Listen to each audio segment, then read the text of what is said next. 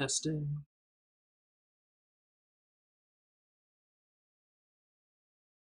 Sure that that is on. Good morning, everyone. Boop, boop, boop. Let's test and make sure everything works today. Yep, there's my movement. So hi to everyone out there. So today, I already set up that we were gonna go to do Yawning Portal, because why not? Then I remembered that I specifically had purchased the old uh, Domains of Dread Ravenloft book of second edition from, I believe it was Drive-Thru RPG or Dungeon Masters Guild. Either way, one of those two sites. I'm sure somebody has it. And I got this and the PDF version, so that's what we're going to be doing today. Quick thing, Tabletop Audio, I've talked about them before. They've got an Amazon Alexa app thing. They've got Google Assistant. They've got SoundPad. They've got Patreon for support. Everything is free. If you put it in your videos and you do it for free, just attribution is fine. If you put it in your videos and you plan on making money, there is a point which you determine, which is how much is enough income level that you're like, hey, I need to talk to you about licensing, that you talk to Tabletop Audio about. So that is it. We're going to start with Rise of the Ancients and then just move through. The rest of these are supposed to be, in general, vaguely horror themed. And then we're going to switch over to the Domains of Dread book because we want to really get into and compare a little bit, like what Van Richten's is like and how the changes have made from 2nd to 5th edition, because 3 editions is a lot of time to switch things up.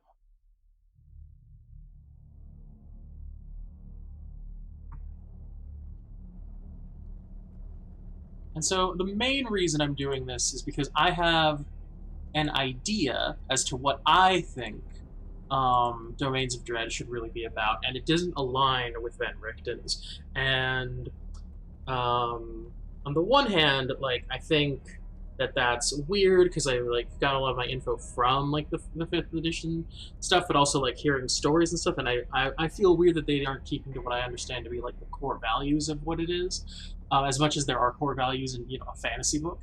But in what's more important in my mind at this point is I want to see where it was and start to see what the evolution really has been that got them to where they are now. So, a whole bunch of things on the demiplanes. We're going to open up the book tabs. No, that's not it. Page thumbnails. Yes, this is it. It's just all in websites for some reason. It's like, do I have that off? Nope, nope. It's okay. Cool. I start on the demiplane of Dread. What it is, how can it be as nature of debate and controversy, even among those who travel. Yep.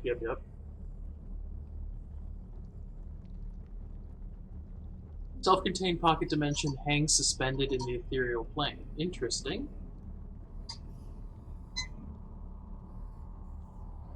I think that was about the same. So it's divided into independent realms.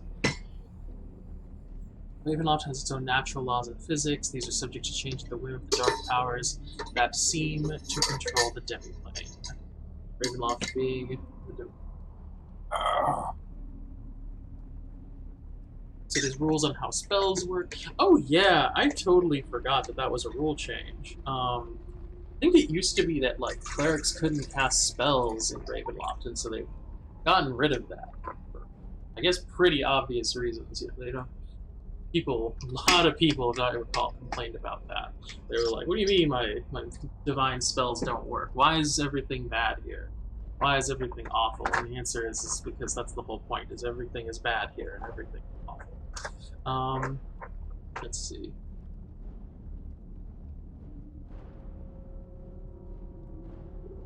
I was trying to make, of course, definitely why someone would purposely come here is strange. Okay, cool. It's virtually impossible. The priest's planeshift spell is unable to pierce the borders. Even spells as powerful as Witch are wasted if used in an attempt to escape Ravenloft.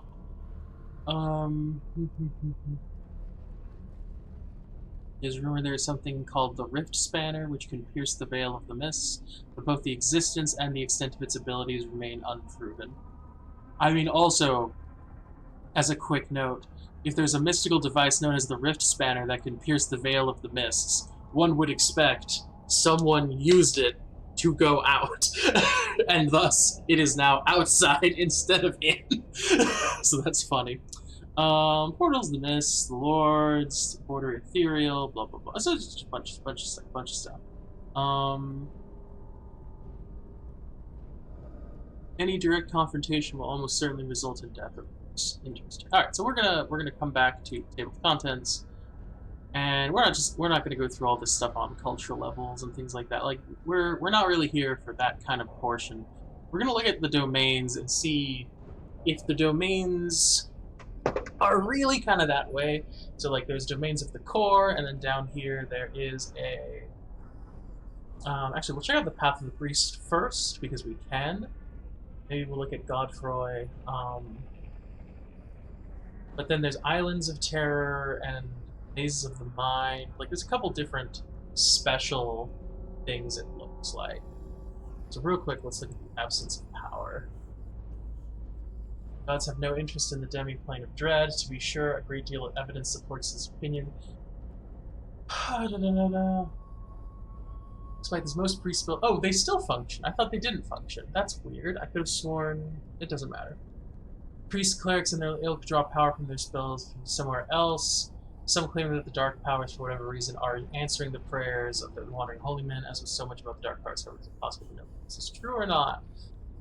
The common belief asserts that the gods of the multiverse have some sort of agreement to leave the demi-plane of dread alone.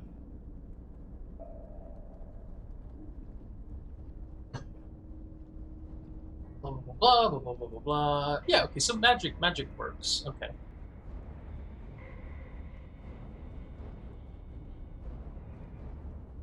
Yeah, okay. So magic works. I thought magic didn't work, so that's new info for me. It's very cool. But let's find out more about the domains of the core. Core stands more or less as it did after the Grand Conjunction. I don't know what that is. I don't know what the Grand Conjunction is. It's time to Google that. It's a new term. I assume that's the fusion of all of the planes.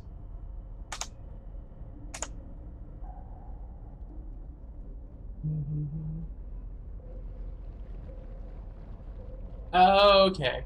The most recent domain evolution was the formation of the clusters. Ugh. The Islands of Terror joined to form these clusters. Exactly what force can draw two or more islands together is not yet known. It seems the clusters are composed of realms with similar geography and climate. Okay, so they've always been changing stuff around. It sounds like I thought this was the original version, but apparently Domains of Dread goes even further back.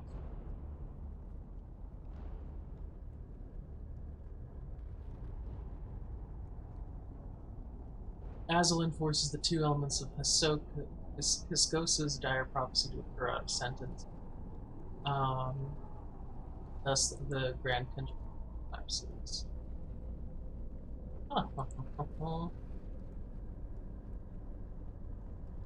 The destruction of the demi-plane of dread in a grim and terrible vision, he foresaw a series of 6 signs that would come to pass in shadowed lands of mists.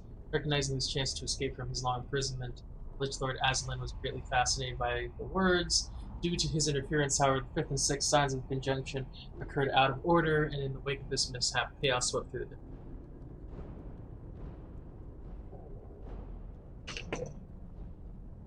When the mist cleared and the land was restored, the geography of the demi-plane was greatly changed. Many of the domain lords are still discovering new powers and abilities bequeathed to them during this upheaval. So this is a lot of change.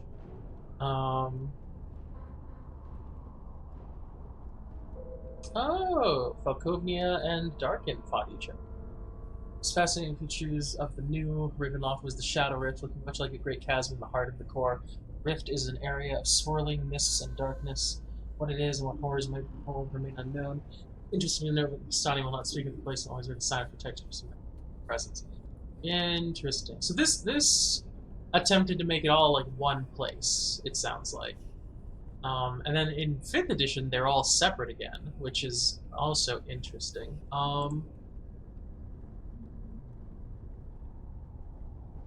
Overview of the core.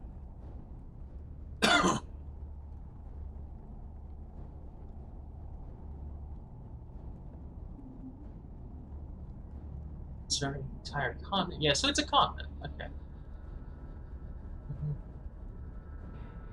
Second body of water.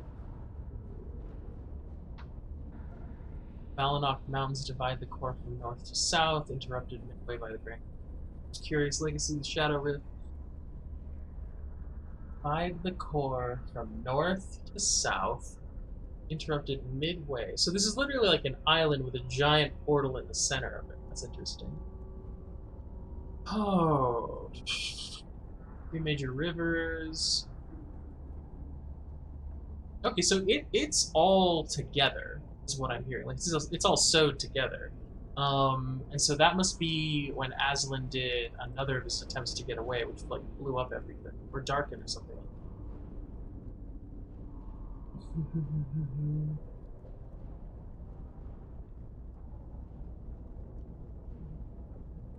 Solution of Darkon and Acropolis. Citizens of the core now call the island that was once Darkon is one of several events causing the peaceful relations and steady trade to deteriorate. Our thing was, I just want to make sure.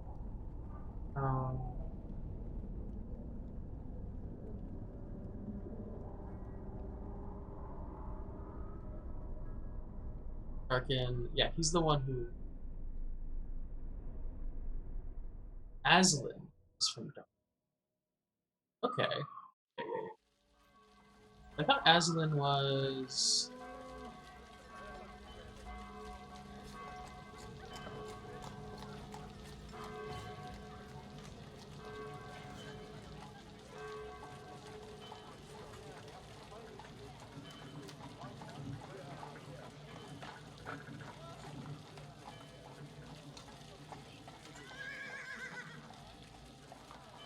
Cognia.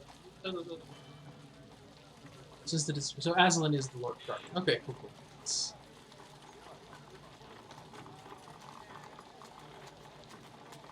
E for all maps. Tempest. Eternal Sea. Nova Vasa. Okay, so they've got like a whole map of everything. Literally everything. So Lemortia is one of the northern cores. Okay.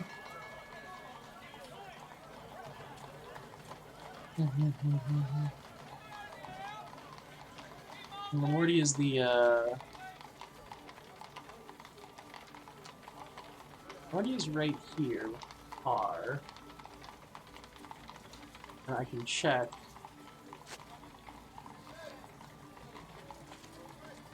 Lemortia. Chad Mordenheim is there.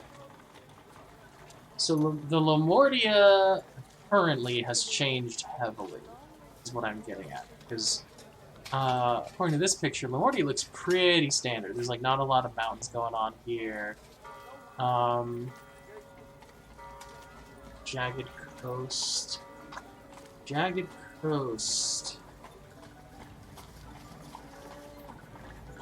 So they changed up everything, which is interesting. So they've been like constantly. It looks like there's been like a gradual evolution of each of the lands. Okay. Oh, and the Dark Lord always changes. Interesting. It's a little sad that they split the page right there. That's pretty sad. Dr. Mordenheim's most successful experiment in creating like this Spark, the monster named Adam, shares his land and curse with Dr. Mordenheim. So that's interesting. So each of the that's a bit of a misnomer they gave, where they were like, like, there was another ruler in some of these lands. It's like, no, there was another ruler in every single one of these lands. And what's interesting is that Mordenheim is there's multiple Dr. Mordenheims. Victra is not this person, Dr. Victor Mordenheim. Hmm.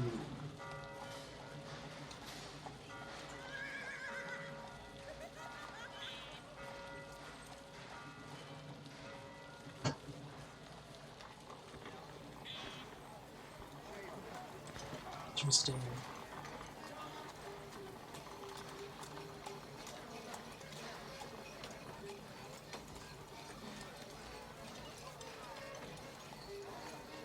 Like, let's search for Victra. Well, actually, his handful of friends. He's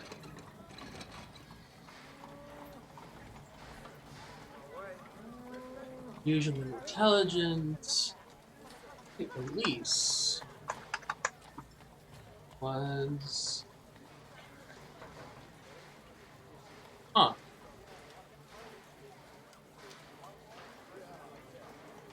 Same name.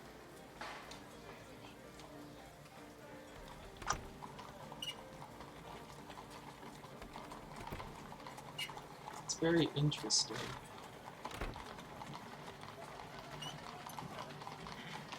First, however, she can put children, needs research into resurrection, or the life, the slave who accomplished both the monster. Although Mordenheim discovered virtually every piece of the puzzle he pursued, the actual spark, the true wonder, was not of his own accomplishment. He was dabbling in the work of gods, and the gods, in turn, held him.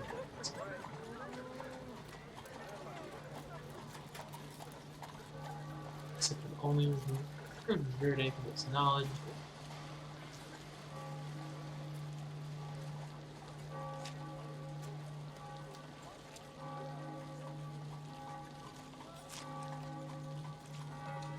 I don't see why they would do this.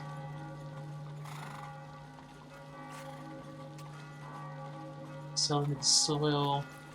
Till at last they rose from the earth and surrounded in a kind of death watch. And all hope of Mordenheim's redemption was past. Wait. When did he start losing?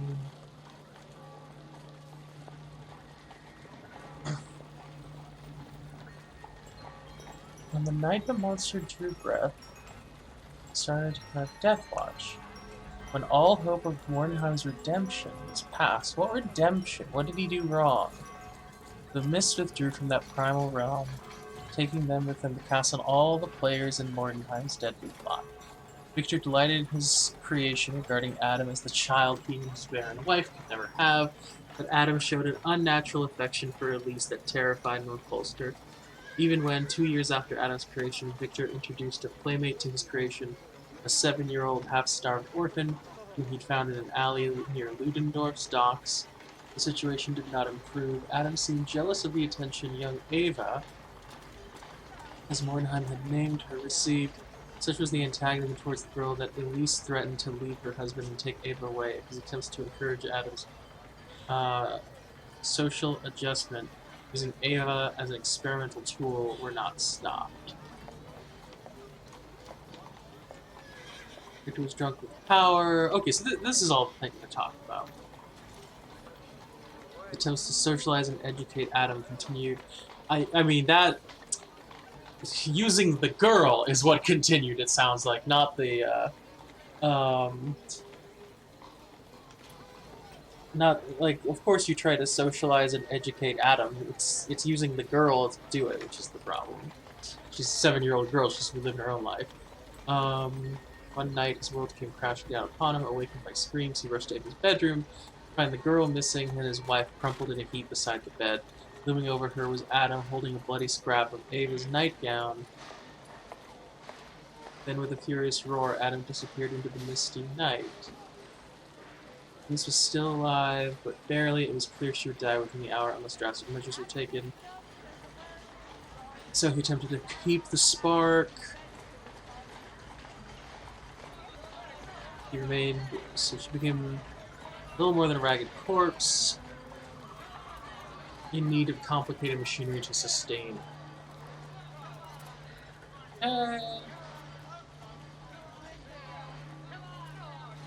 Hear him.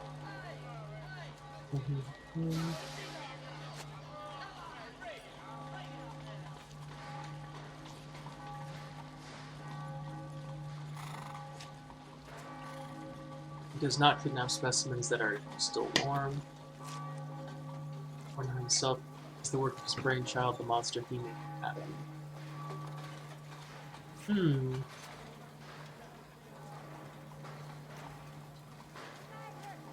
Elise still breathes in his laboratory. Compelled by remorse and what must truly be madness, he intends to provide her with a new body that all but surpasses perfection. She regained consciousness only twice since her fateful encounter. In those brief moments, she cried out for her adopted daughter, Ava, whom the monster kidnapped after he attacked Elise. Something's weird about that. Like, if the girl was missing already. Begged for Victor to release her from her torment. Heart continues to beat, but not of its own accord. It was solely through the intervention of the contraptions. Thanks to the Dark Powers, she's been striving to revive Elise for centuries now. Something which the Lemordians seem strangely unaware of. It's as though they don't notice that Mordenheim remains in his 30s while generations come and go. Since his creation of Adam, Victor was never again truly revived, the lifeless or completely reconstructed the hopelessly made.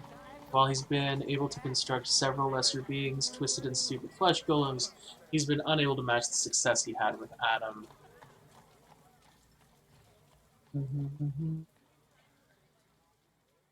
His hit points of the monster. Wait. He cannot die unless the monster die. In fact, he has the hit points of the monster, and his body was similarly regenerated from the slightest piece of flesh. Meanwhile, the pain from his wounds is simultaneously felt by the monster. If Mordenheim's body disintegrates completely, his spirit will seek out the fresh corpse of another human male. Within a week, the new body will change to look just like Dr. Mordenheim. Ah, that's creepy. That's really messed up and creepy, especially because he's not really a fighter. That's awesome. So it looks like they did a gender swap as well. No, they kind of made a whole new cloth character. It wasn't as simple as just that. Like, this is an entirely different person than Victra is. But I have so many questions regarding that then. Like, what's their reasoning for what happened between? That must be in like 3rd or 4th edition or something like that, where they explain the changeover from Victor to Victra. Wild. Because like because they're both these are both like pretty decent, like good stories. It's a shame that like Victor's story is just gone. Like I would want to know more and like play around with that and stuff. It's concerning, but it doesn't matter. Like they needed to do new stuff. Dominic Donaire is the Lord of Dementlu. Ooh. I believe that's Dementlu is yeah, Dementlu is this place. It's the place of like yeah, that's the place with the Wraith Duchess, Duchess Donaire. So this is the guy she killed then, right?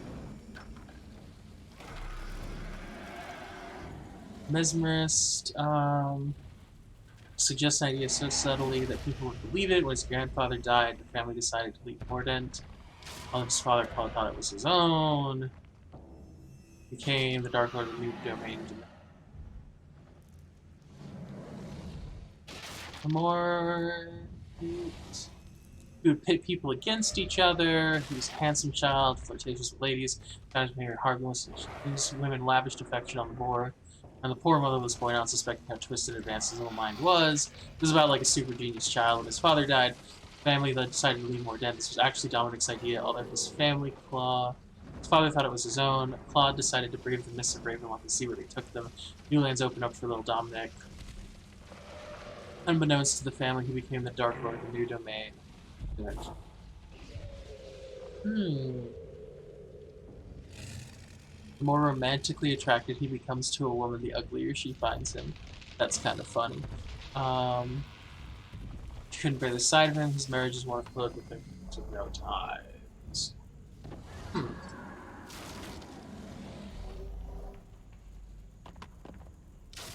Seventh level enchanter.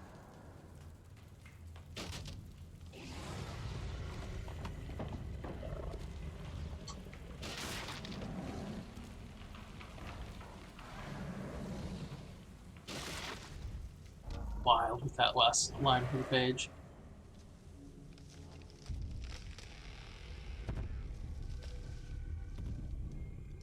Yeah. So, and then Saedra. So he told her the truth and she killed him, is what I'm guessing happened. It's not trying to like click the pieces together. Mm-hmm.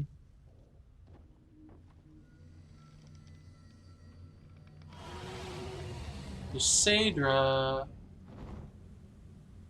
she believed herself to be a yeah. She believed herself to be a noble, and then she danced with the Duke, and she was going to murder him, but then thought she could marry him, and that's when, yeah.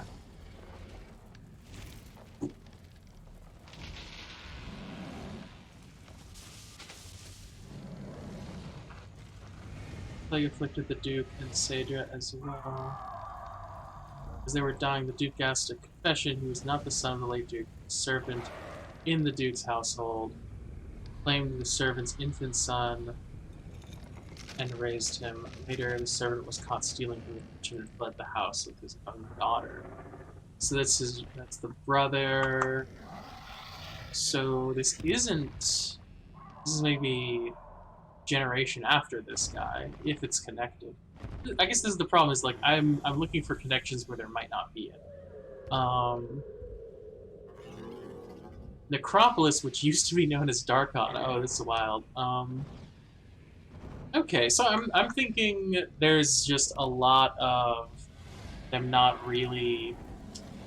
I don't feel like reading through all of this as if it's just going to be like there's no connection between the two.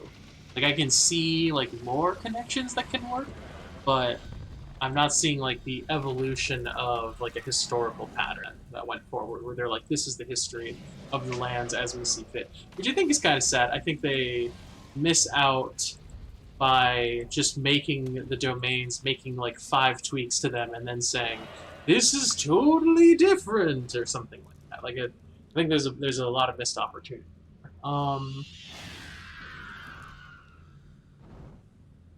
And I think we're gonna leave it here because I know that normally we're like 2 hours, and on Tuesday it was 1 hour. But you know, this is gonna be one of those weeks where everything's just kind of like meh.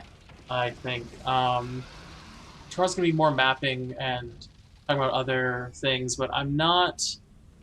I'm super intrigued by everything in Domains of Dread, and I plan on using them. Vlad Drakov for Dark Lord of Falkovnia. Drakov hails from the kingdom of Thanal. He headed the band known as the so they're just doing a lot of changing characters around. Is that really it? Is that disappointing. Plan to conquer slices of who's naive about the demi-plane powers, and he underestimated the Lich Lord. He began a campaign of terror. His Talon sacked a small village. He ordered a mass execution. As was his custom, he had then impaled on thick spikes, which were planted in the ground to create a grisly garden of agony. Vlad ate his meals while he watched them die. Then the familiar spectacle changed. New domain, and he became its lord. He and his men settled in the new land named Falkovnia. Refugees spilled across, hoping for before he took them in. He He's just a henchman hired by rulers to look down upon his kind. Uh, former employers. Observation is selected. So this is different. This is very different. He's just like a monster.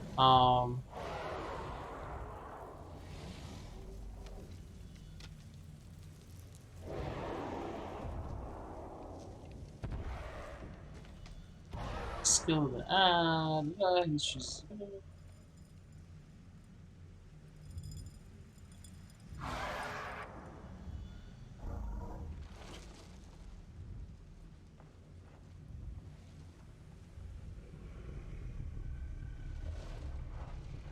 Hmm.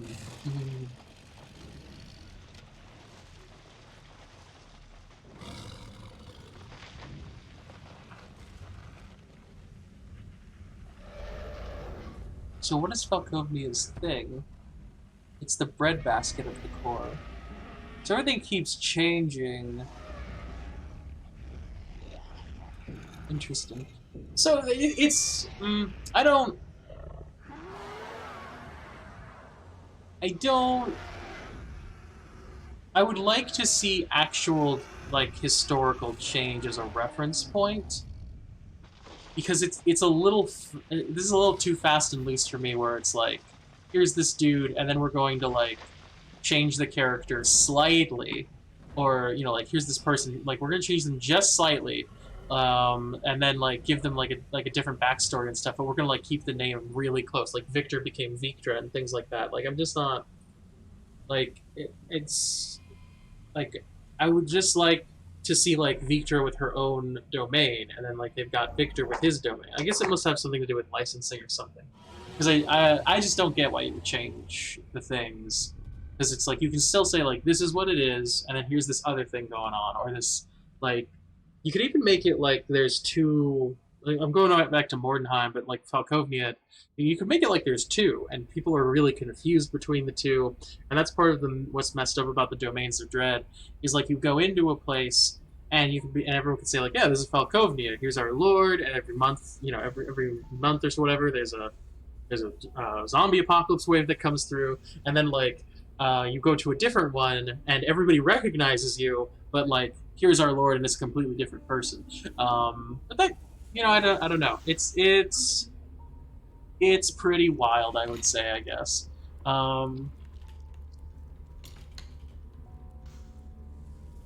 Yeah, what's Keening? Oh, and they got rid of places. That's sad. I would have liked that they wouldn't get rid of places. Like I don't know anything about Keening. Um, so Tempest, it has the three hags and they became one. So that hasn't changed much, I guess. So I guess there must be some historical explanation for some of these, and others like it's still working on it, or some, I don't know. For me, I would prefer it's much more like everything together. But anyway, that's gonna be it for today. I know this is a really short day, but I was just like I really wanted to see what the Domains of Dread stuff was about and compare it with the um, compare it with what's going on in Van Richten's. And at the end of the day, Domains of Dread looks like it was a bigger book, and it currently costs less money, but it doesn't have the same. I'm just doing a really quick. I've only looked at a couple things, but it looks like the stories are like more focused in a different way. Where we talk about like an individual's like extreme passion breaking thing, which is kind of like that's the way Van Richten's feels, is like everything's about this person who like does this big thing, that's like very like close and personalish to themselves. This one doesn't feel as much like that. It feels like people doing things that are like kind of wide, if that makes any sense. But I guess they took Wilfred Godfrey from Mordant. It's nice to see a picture of the guy. That would have been nice in Van Richten's to have an actual picture of him, which I don't think they do. There's like one picture that's like a group photo, but anyway. Hey Yuta, Yuta the Banshee. We're pretty much finishing up here on Domains of Dread. Oh yeah, you're new to D&D. That's cool. D&D, tons of fun. Do you need any advice or what's going on? So I'm just reading through Domains of Dread and comparing it with Ben Richton's, and I pretty much just finished doing that.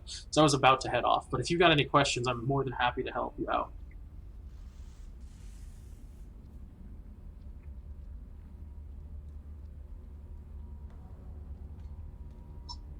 Nice. Character sheet's important.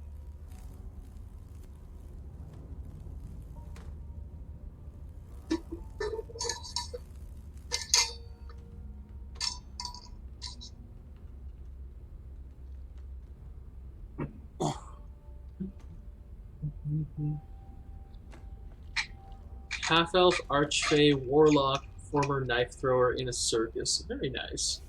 So I'm guessing you've got pretty decent dexterity and charisma scores. If you got help from somebody, because usually when people help out, they try to at least give you your two like strong stats. So like if you're gonna be a knife thrower, you're gonna need that. See, can you take Cloud of Daggers at level 2? I think D&D Beyond. Let me check. I believe Cloud of Daggers is a cantrip. It might be a first level spell though.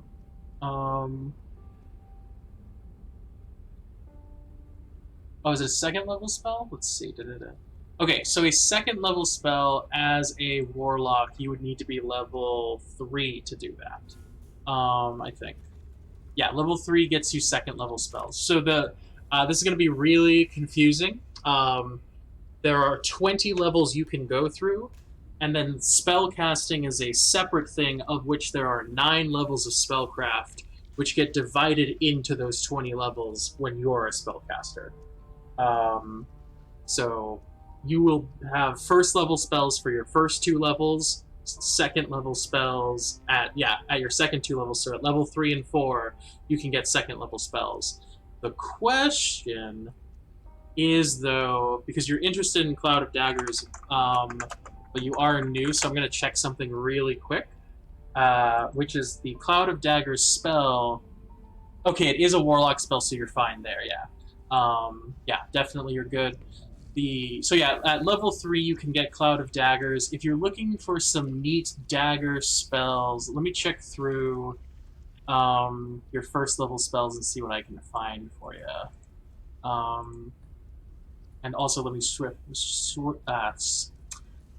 I'm combining switch and shift for some reason. Um,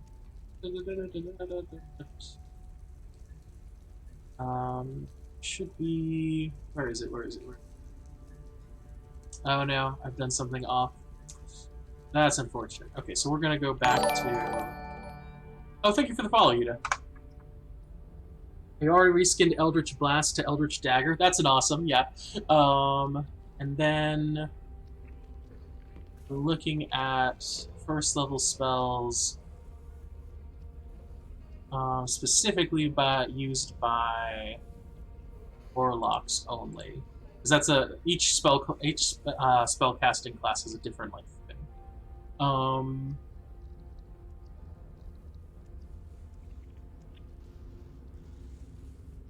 There's not much that you would have in addition. Maybe you could play with Arms of Hadar a little bit and say that it's like a series of like dark knives that kind of fling out. It's kind of new level of spells every other level up. It's that's a good vague guide because you are a warlock currently, but there's also things called half casters and they work differently. So, but here's your sheet of your progression, and right now you're level 1, and the slot level you can cast at is first, and then it's going to be first at second, and then third is second, fifth is third, and it goes on and on and on until for you as a warlock you max out at 9th level doing 5th level spells, and then because you're a warlock it gets complicated because from 11th level on it's like Mystic Arcanum that does weird things. It's totally, yeah. Oh yeah, you need a DM. Have you tried? There's a lot of different forms you can look to try to get a game. There's also, are you interested in an Adventurers League or are you interested in a private game?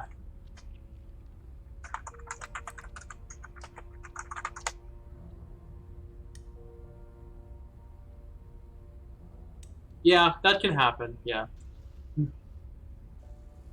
So Adventurers League is what's called organized play. And what they do is their absolute stone cold best to just provide a game every couple of weeks for everybody.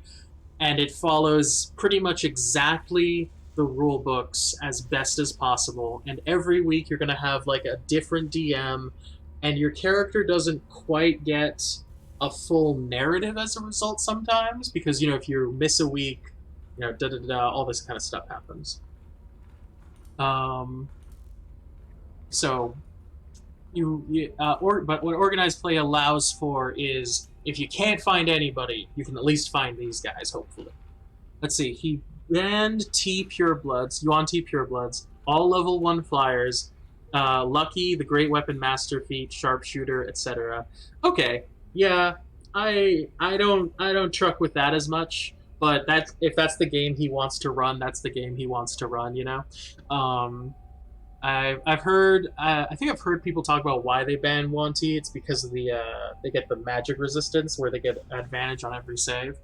Yeah, everyone said get away from. Yeah, it's I mean it depends on a lot of I like with only the information you gave me, which is that he had a lot of things he was personally trying to say like please don't use these rules. With only that information, I would say it's not quite a get away from them thing, but it is a like okay that's a lot of rules to have to follow, but whatever keep moving on.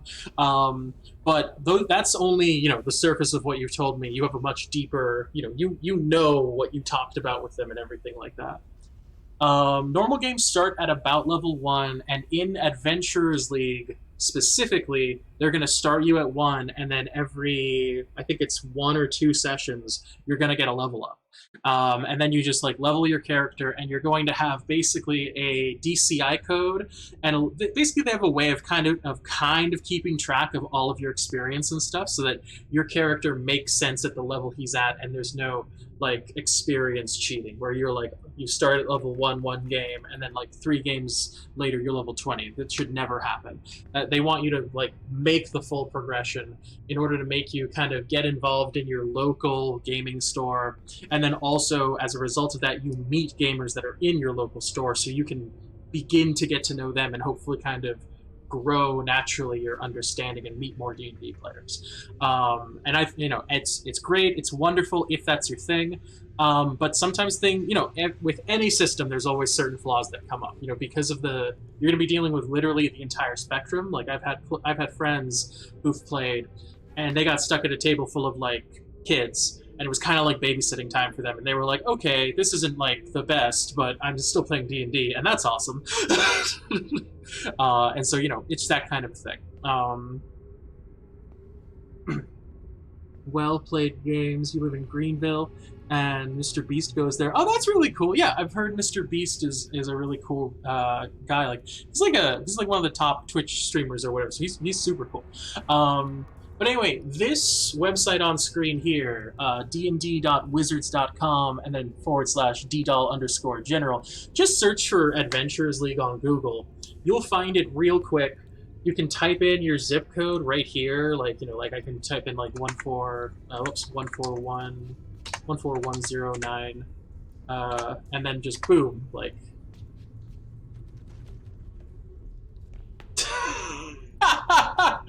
He told him he had 80s porn star facial hair, and he said, "Yeah, that's fair. That's hilarious." So you just type in like type in your area, and then like boom, you're here, and you can just zoom in, find the one that's closest to you, figure out their days that they're doing games, and really get connected if you're looking for a DM because your friend you're not into that. But yeah, everything is always that give and take of like, is this what I'm really looking for? And yeah, I don't agree fully with taking away like certain races and things like that.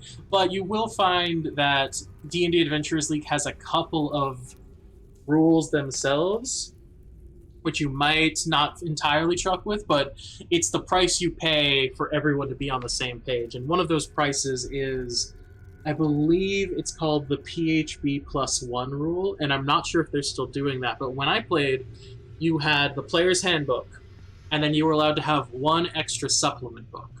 And those were how you figured out your character and played the game. And so as a result, you get to use that to kind of do the thing. And then, you meet with people and all that stuff. You start from level 1 and you kind of grow up.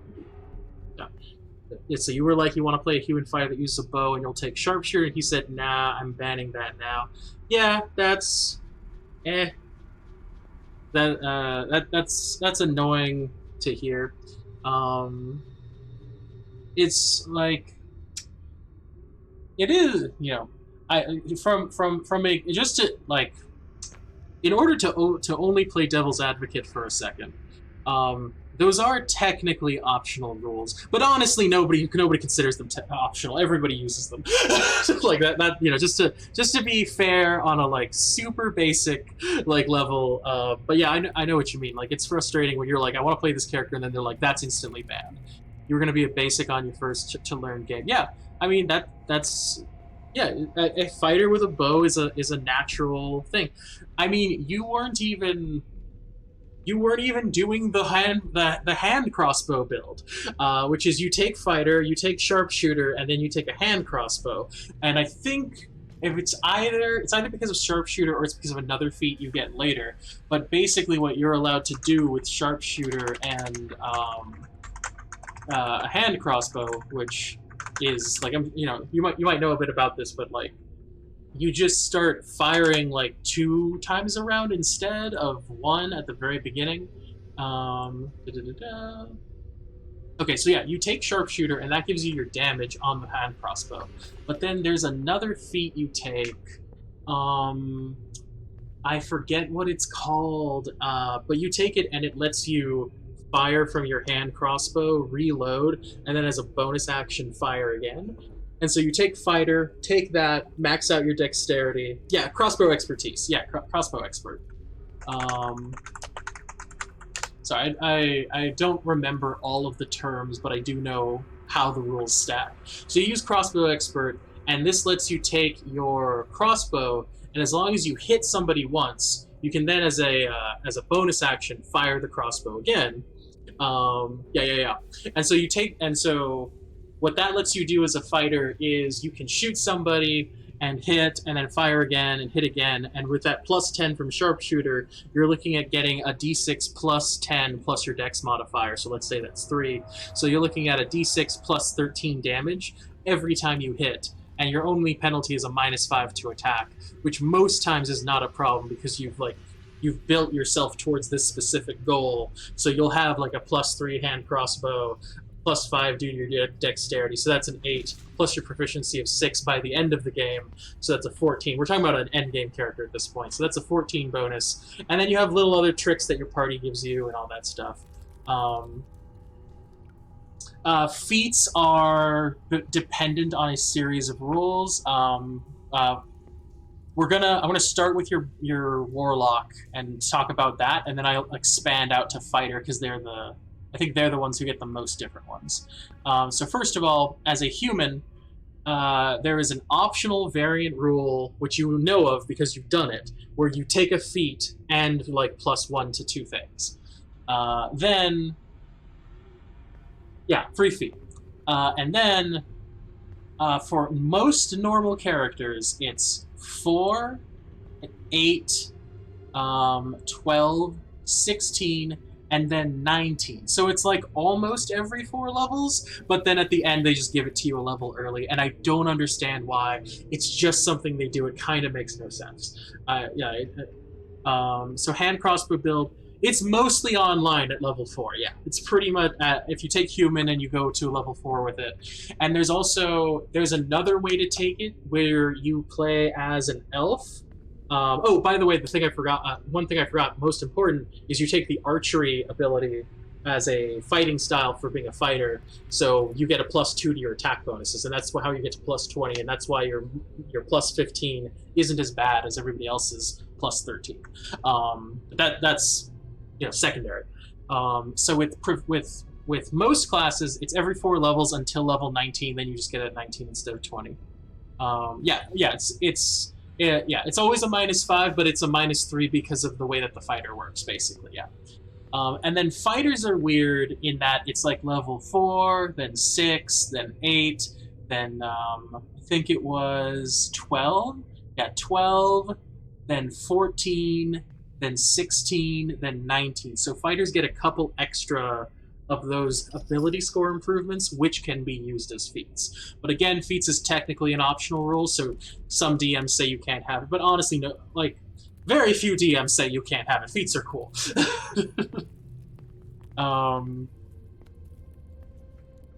But then there's another way to take the class of the fighter build, where I think it's you use Elf. And so you would be online by level 12, but because you're an elf, because you need the 3 feats. So instead of being online at level 4, which is free feat, then a feat, you need to be online at 3 feats, which elves don't get a feat. So you'd have to be level 12. Actually, for fighter, you'd be 4, 6, 8. 4, 6, 8? Yeah, you'd be level 8. And I believe it's called Elven Accuracy, which is a feat which gives you...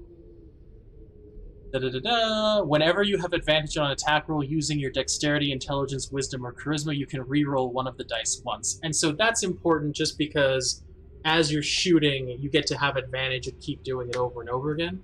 And then, if you really want to, you could technically stop your fighter build and try for like rogue to get that sneak attack damage, but sneak attack only works on 1 attack, so it's not a huge boon, but it is a pretty good boon. But you're losing out on like having 4 or 5 attacks, and each one of those having +13, let's say +15 damage by the end of it. Let's see. You're thinking of torturing the ban everything DM by making a human paladin vengeance with relentless Avenger, Polearm Master, and Scent. I mean, if he bans everything, he's probably going to ban that. Also, if it's a choice between getting into that fight of trying to torture somebody, for me personally, I would leave. But if that's your thing, like you want to like really stick the needles to him, go. I think that is your choice and right as a person to go ahead and do. It's for me though. I personally tend to get hurt in those cycles more than the other person, so I'm just boom. Let's see. He just needs to say no feats, lol. Yeah, I mean, definitely. If he said no feats, it would be a pretty clear signal. But it sounds, based on what you said, it sounds like you know the rules possibly a little bit better than he does paper-wise, because if he sat there and you said, I'm going to build a sharpshooter fighter, and he then looked at what sharpshooter meant, and he's like, I'm banning that, and then you were like, okay, how about Greatsword? And he was like, I'm banning that. And you were like, how about Lucky? And he was like, I'm banning that. That's kind of a clear, like, he's in reaction mode. He might just be new at it all, but I don't know exactly what his. I can't speak to the other person, or I don't know, or he said try not to be a human. I mean, okay. It's a little strange to say not be a human. Yeah, definitely. It sounds like tieflings are banned because wings, but tieflings don't get wings unless you take a very specific tiefling, if I remember correctly.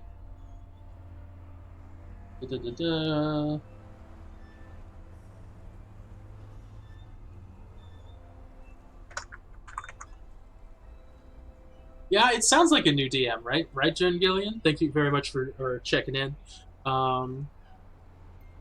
Yeah, one of the things. Yeah, it does sound a lot like a new DM, because if he's just sitting there and then every time you say something he says, okay, not that, it sounds like he's either very new.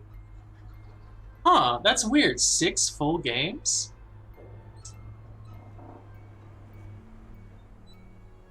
I wonder what. That sounds strange. I mean, it's not a if they want, I guess it's everybody's got their way of doing things. But yeah, like if you've got a specific thing that you're kind of going for, and the DM's not really working it out, you know, there's plenty of people to try to game with. That's just the way things work. Um, yeah, so you wanted the Devil's Tongue Hellfire variant of Tiefling. Yeah, pretty much it's 6 full games. Like that's pretty close to you should know. Everybody works at a slightly different speed, but it also depends on what you mean by 6 full games. Like if it's 6 years of straight gaming, 1 game per year, I can like he should know what he's really looking for.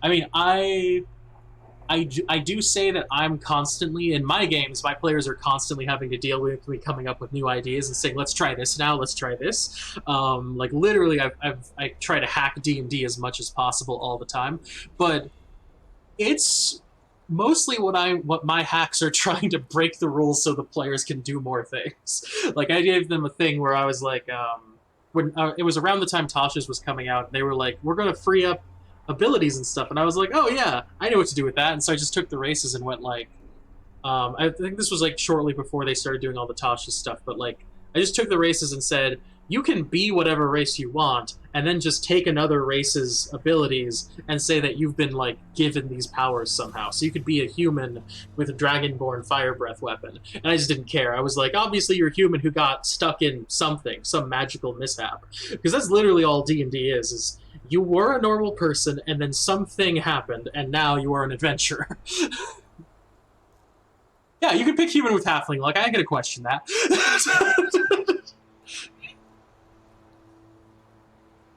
Exactly, like harder encounters or more interesting encounters, like but and I'm just trying to like expand things out, and I can tell it gets a little hard on my players sometimes because they're doing their best to like roll with what's going on, but sometimes I give them really wild stuff where they're like, I don't even know how to begin with this. Like I give one player the ability to, because they were a wizard, I was like, all right, if you spend something like an hour crafting an arcane device, I'll let you cast every spell as a ritual, but you have to set up the device every time, and it takes you to like hours, and you're like setting up the star charts and everything. And they were like, I don't even understand how to start with that ruling, and they asked a lot of questions to confirm how that rule worked, and but without actually like doing it with their character. And I don't work, and I unfortunately am awful at like just when you say how would that work. I'm much better as, okay, we're in it and we're trying to do it, and then I can refine the rules as we're going through. Um, but yeah. Oh, wild magic. Yeah, can be tons of fun. Um, but like, if your DM is like, it's cool if the DM wants to ban certain things. Like, you can have a list, and you can just that like literally you can just have a list and be like, okay, item 1 is no sharpshooter, and you just keep writing on that list over time for every single game that happens, and then eventually, just at the start of every campaign, you say, all right, guys, here are my banned items, and here are my homebrew extra rolls, and maybe your friend just didn't think to do that, and it might be just like he knows what he wants banned, but he doesn't have like a list that he's willing to just hand you. And that's where a lot of miscommunication can happen, and that's where a lot of shutdown happens. Because because it sounds like you've got ideas as to where you want to go with your character, and that's how it's just going to keep like blocking down. Is he just wants to stop all the things that are like that. But yeah, wild magic is hilarious. Suddenly you're parry the potted plant. Oh yeah, wild magic can be amazing.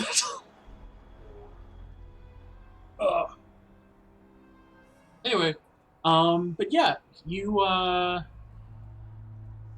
did I put it?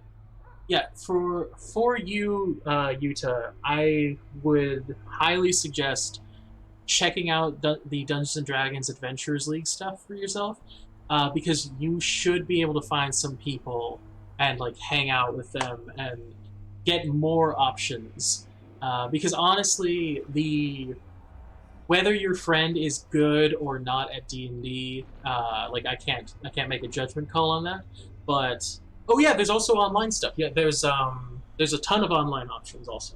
Like I can't make a judgment. What I was saying is I can't make a judgment call on your friend, but it's important to have multiple different people that are DMing, because it's hard to find someone who does exactly the right game for you, because you're looking for that deeper section of like, maybe like I'm feeling deep role play, but I know a DM who's like super crunchy and only crunchy, and so that's kind of like that thing you got to be aware of and keep working towards. Is you're finding people that work with you, and you're just creating the best game you can. But yeah, organized play. I personally do not like them, but Roll20 has forums, as I understand it, like full-on forums dedicated to just finding games. There is also, yeah, you can sign up, choose a game, invite friends, and play. There's also, I think World Anvil has a level of it where people sometimes are like listening for people. You can go to World Anvil and see for yourself what they have. I think there's sometimes like, hey, we're trying to start a game. What else is there? There's lots of options to try to find people. Anyway, but yeah, like Jordan Gillian says, it might just be a communication issue, and that's fair if it happens. But yeah, like yeah, you tried everything that was somewhat good, they turned down. Yeah, that can be a problem. Um, the I'm guessing what you mean by somewhat good is you mean like pretty combat viable, as it or even more so like combat like not munchkiny, but like this is like a combat focused tactical dude you're going for. Yeah, yeah. It's not just good. Like D&D is good with poor ability scores. Even so, like you just need to put yourself in the mindset of I'm playing a joke character. But honestly, the like if that's not what you're interested in though as a player, and what you really want is that crunchy damage, or if what you want to be is like a super good fighter compared to everybody else, I think those are communication things you should have with the DM, because what you are presenting to him is, I want to do a great sword weapon master, I want to do sharpshooter. What you are, those are the examples you're giving of what you really, it sounds like you want. I'm not positive. Um, it sounds like you kind of want the high damage, high combat potential, and it might be easier on you to sit down with your DM and instead of saying, "Here is the overpowered, like here's the superpowered character I want," you say, "I really want to do a crunchy super damage character." Um, yeah, yeah. See that's the thing is he's looking at things which are problems. It sounds like, but those are symptoms of a deeper thing, which is like you definitely want. It's clear you want to be combat viable, and you said you wanted high charisma also, so you want to be able to talk. Which, as a note, I get what you mean about wanting the high charisma. It's because you want your roles to be successful. Um, but at the end of the day, you can walk in without high stats and you can just say and do things and you will be pretty fine. Like the party can help take care of you and you can come up with good ideas and help the party like come up with them. Um,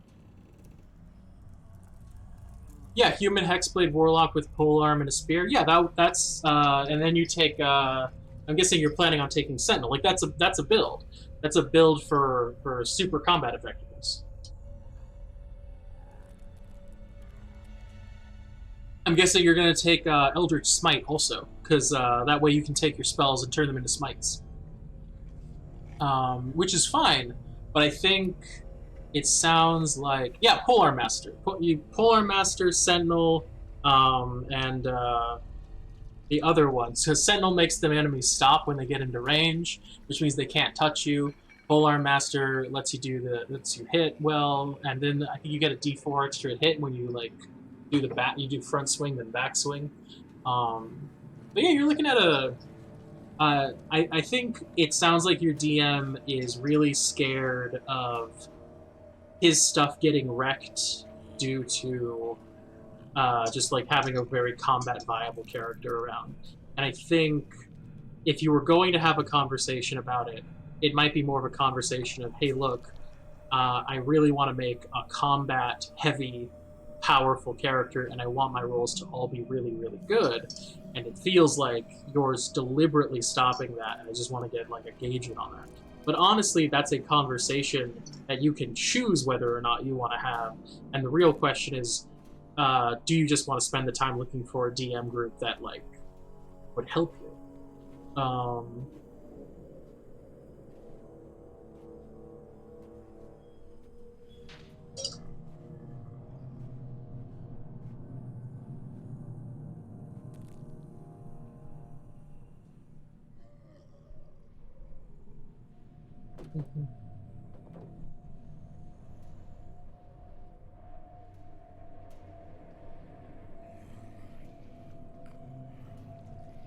Yeah.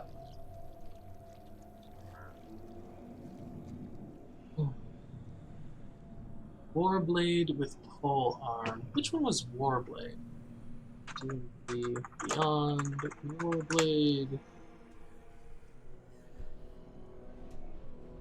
I don't see Warblade. I must be having it mixed up in Metaphysics something. Oh, Hex. Sorry, Yuta. I I knew you were a Hexblade. I was just like, Warblade? I don't remember a Warblade weapon.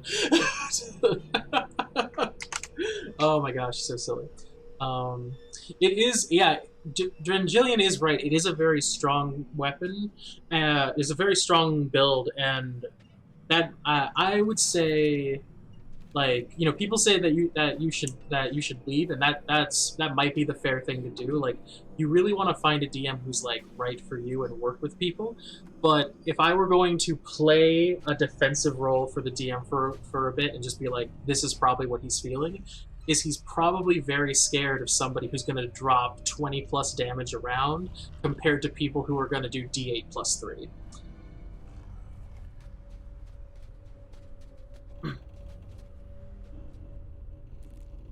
Yeah, definitely. Yeah, of course he needs to stand his ground. I mean, it's a clear build, but it's not really what the like. Yeah, it's very good. It's very powerful, and it's the same as being a sharpshooter with crossbow expert hand crossbow guy. It's the same as being a great weapon master with uh, a oh my gosh, great sword, being a barbarian. Like, these are all really powerful. Like, this is how you as a fighter or a spellcaster with less spells get to be close to on par with the kind of shenanigans a wizard ends up doing high level.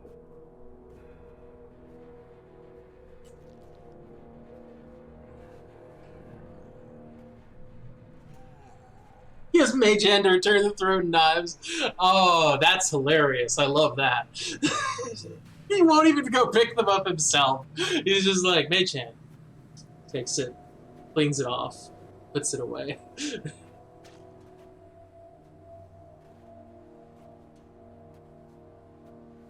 Yeah, think of who the character is first, then decide which class options work best. That's completely valid.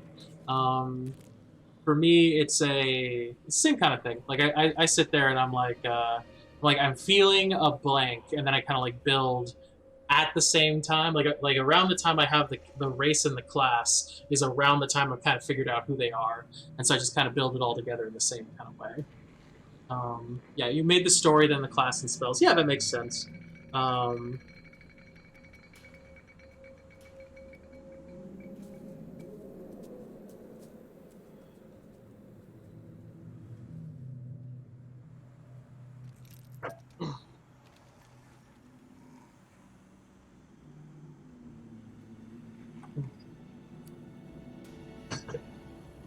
but it sounds like you've got a good like idea for stuff you want to play and build and stuff like that. Um, and you know, you should just figure out what you're gonna how you want to act on things. Let's see. His old act was he'd throw a knife at someone, it would vanish before hitting them, and hit the target behind them. Oh, that's neat. What do you think of the custom origin from Tasha's? Not enough. I think Tasha's did not go far enough, and that they are cowards. There should be complete breakdown. It should be like Hero System. um, yeah, I like the idea that it I I get what they were talking about. Like, I didn't like a lot of the talk that ended up happening in circles about like all the racial stuff with D&D, personally, because it's all happening and it's a game, but you know what, like, people who have concerns and it reminds them of bad stuff in their life, like, I understand they have a valid thing. I just It's a game, and it's all everyone's personal game of homebrew is the thing, and so, like, I think the focus should not be on the creators of the game. It should be on the individual DMs. Like, hey, this is how I'm feeling. We need to talk about this sort of stuff. But that's a separate issue. With Tasha's, I feel that they didn't do enough because if I'm a human and I think it's fair for me to pick anything. I think it's fair for any race to pick anything. So, like, D&D is such a magical realm of literally anything can happen that I really love the idea of, like, a human with the Dragonborn fire-breathing trait, just because. And when anybody asks, it's like, what happened? And it's like, I was walking around the forest one day, sir, and I found this stone that turned out to be a phoenix egg, and I ate it, and now I breathe fire every once in a while. And, like, that's your backstory. And that explains your abilities, it explains changes in the way that you are as a person, especially because the idea that they're trying to get at is that your raised culture is what kind of determines who you are as an individual within your race. I think what it should be is every single race has hard coded, like, this is what this race does, and then whenever you make a character, you can choose this hard coded stuff, or you can choose anyone else's hard coded stuff, because you have been raised in a community. And because you are an adventurer, the whole point is you are an oddball when in comparison with everybody else. And so, like, I might be a human, but I dedicated myself to smith crafting because of, like, the dwarves. I heard stories about them and how they're the best smiths, and I want to rival that. And so my character has the dwarven smithing traits, and that would make sense for a character, and that's really awesome. And I don't like that they just kind of, like, I feel that they didn't do enough, where they're like, you can also take your traits and get rid of them and then get, like, random proficiencies and stuff. I think you should be able to take your traits, get rid of them, and get full-on traits from other races. But that's neither here nor there. Like, I also had an idea about doing subclasses where I just remove the restrictions of subclasses so long as it doesn't require a specific thing. For example, the Ranger Swarmkeeper, who literally has no abilities, as far as I can tell, that deal with the Rangers only, and just make it so anybody can take Swarmkeeper. And they're kind of trying to do that with the new book, but it felt real. The way they did it was a little different than the way I was expecting. So let's see. First he throws the knife at for his act was his girlfriend, and then he went to fake through the knife, and is when he messed up and cast Eldritch Blast for the first time. Oh no, that hurts. Oh gosh, big fear on your own spells. Let's see. It is good. It's a good tragic backstory. It gives you more flexibility to play races like gnome that aren't as viable as human or elf. Oh, interesting. Oh, you're talking about the things I was saying. Yeah. But yeah, I think it's. I personally like that. I haven't fully done it with my party yet because I've kind of told them this is what I would like done, and they've all been a little interested, but they haven't really, like, picked up or tried it. So it's like that's a rule that's there, and they just kind of click into it if they want to. Pathfinder 2nd edition is something like that. All you need is the ability score to grab subclass feats. Neat. Yeah, I don't know any. I unfortunately don't know enough about Pathfinder 2. I have the book. I just haven't, like, read through it or anything. But yeah, that sounds really cool. I don't want to get it too. You don't want it too broad, but, like, I just think there are some subclasses which are just so obviously, like, not super well, like, connected that it's just like, we'll just make this for everybody. You've played Hero System. Yeah, Hero System's wild, ain't it? And then Jillian, it's a terribly edited book, Pathfinder 2e. That's unfortunate. Hopefully second or third printing on that will be better with the editing. But I don't know enough about the editing. It is unfortunate that it's not edited to the levels that everyone would prefer. But yeah.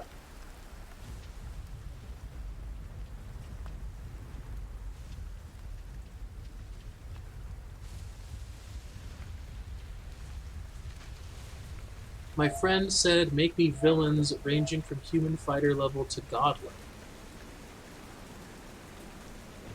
Huh.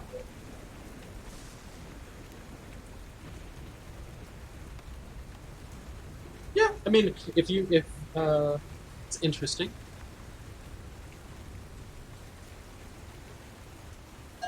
Evil campaigns can be fun. You just need to get past the part where the party tries to stab each other, and then it can work.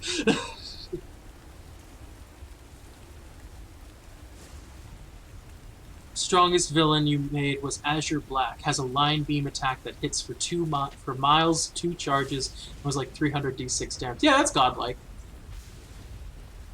Sometimes you can't get past that though. Are you talking about Are you talking about the the miles long charge that does 300 d6, or are you talking about all the players stabbing each other in the face the instant they find out they're all villains? Yeah, the stabbing your party. Oh man, so often when you're told you guys are the villains, they just instantly start backstabbing each other. Hmm. Azure Obliterator, good name for a weapon, good name for an attack. Uh, it's what my character would do. Yeah, my character would shove you off a cliff if you do that to me. Oh man. Some people like I feel bad about statements like it's what my character would do because that it's not a legitimate statement from those specific people, but there are some characters where it's like you know when you've got a guy where you have to have a it's what my character would do moment. Like if you've got a guy and he's been playing a rock solid paladin the whole time and he's been like everything is about my code, everything is about my ethics, I'm going to do my best. And then one of the party is like I'm going to have to go do some like really like if you've got a rogue and a paladin in the party and then you come into a moment where the rogue walks up to the paladin and is like I'm going to need to go steal some stuff real bad. The paladin if the paladin's been playing the same way the whole time, it's like I'm so sorry, but this is what my character would do. It's like, please, rogue, do not do this because I am definitely on guard for that location tonight. And if I find you, I will do the thing that I've been hired to do, and you know I will do it. And it's just like, problems.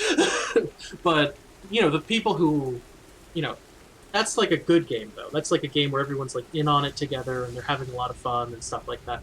But then there's that other group where it's just like, oh man, I steal from the party, and it's like why? It's like it's what my character would do. Wink, wink, nudge, nudge. It's like oh my god, just don't. Let's see. Yudi says crawl and move the tanked cloak to see what he has on his belt. It is assless chaps, of course.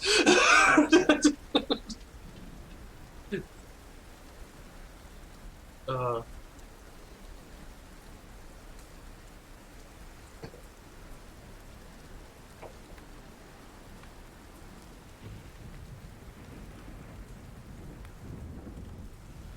but yeah, it's wild with D&D, especially because like the more you get into it, the more you realize the rules they're just there, and you can kind of like remove them. Let's see, you say you've done so much work on designing this half elf. Yeah, it sounds like a really fun dude with the Eldritch Blast and everything like that, and you looking to get Cloud of Daggers and all that. Your Twitch name is his stage name. Oh, sweet! Yuta the Banshee, very nice. Also Irish, very cool. All right. So we've done a good amount of talking today. Normally I go on for about 2 hours. This time I just didn't. I kind of went through Domains of Dread and then kind of finished up my content talk, and then you guys showed up, which has been awesome. Like great talking with you. But I think I'm gonna end off for now because got the rest of the day to get to and do all that kind of stuff. So I hope you two have a great rest of the day. I hope you guys everything goes great on your end. And then otherwise, like, I'll see you guys later. I'll see everybody else later. Have a great one. Bye.